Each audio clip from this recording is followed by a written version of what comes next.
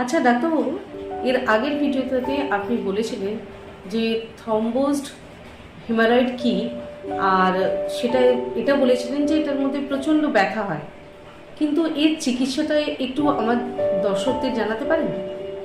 দেখুন, থ্রম্বোসড হেমোরয়েডের চিকিৎসা হচ্ছে ক্লট ইভাকুয়েশন। ভেতরে যে রক্তটা জমা থাকবে সেটাকে যতক্ষণ পর্যন্ত বার না করা হবে ততক্ষণ পর্যন্ত পেশেন্ট ব্যথায় ছটফট করবে।